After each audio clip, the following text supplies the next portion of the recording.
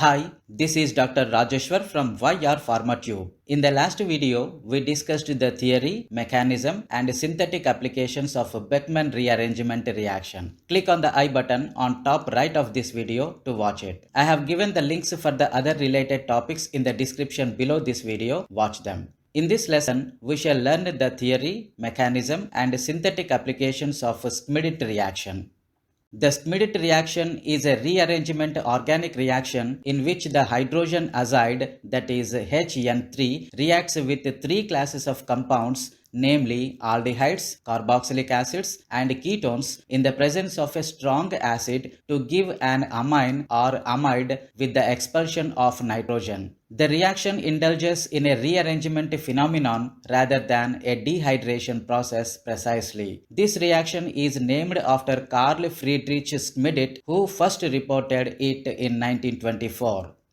Let us look into the hydrogen azide reactions involving each of the aforesaid class of organic compounds individually. Number 1. Reaction with aldehydes. Hydrogen azide reacts with an aldehyde in the presence of an acid, that is sulfuric acid, forms an amide. Thus, the reaction critically involves the migration of an alkyl moiety, that is R, over the carbon to nitrogen chemical bond in an azide with the expulsion of a mole of nitrogen. Number 2. Reaction with carboxylic acids. Hydrogen azide reacts with carboxylic acid in the presence of an acid, that is sulfuric acid, produces an amine. Here, the carboxylate gets converted to an amine having a concomitant chain degradation process by a single carbon atom only. And number 3, reaction with ketones.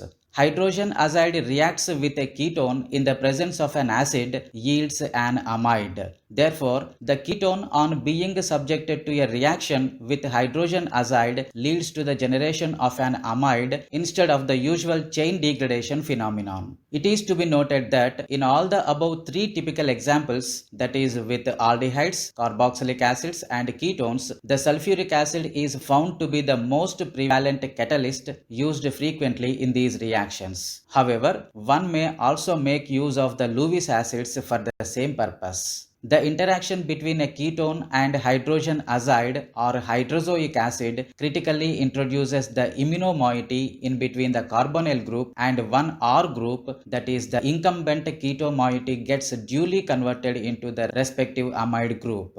Importantly, the reaction between the hydrozoic acid and ketone fails to afford the chain degradation. However, it does help to form an amide due to the formal induction of an imino moiety as shown above. Reaction mechanism. Let us now explore the underlying mechanism encountered in different chemical compounds, namely carboxylic acid and ketone, which will be discussed individually in this section. Mechanism with a carboxylic acid. It essentially involves four sequential steps as given in the figure here. The carboxylic acid on protonation yields an acylium ion, which on treatment with hydrozoic acid gives an amide azide. The product of amide azide undergoes intramolecular migration to produce a rearranged intermediate, which on further treatment with water gives rise to the formation of a primary amine and the elimination of a mole of carbon dioxide.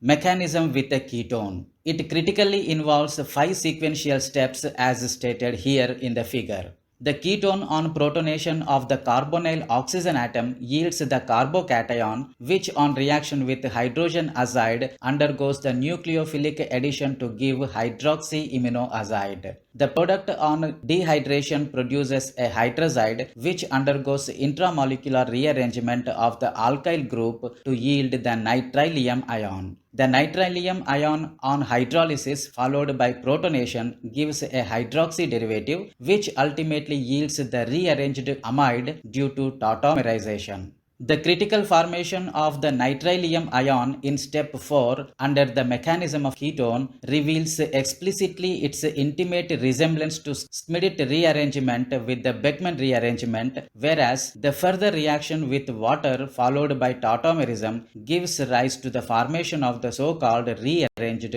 amide.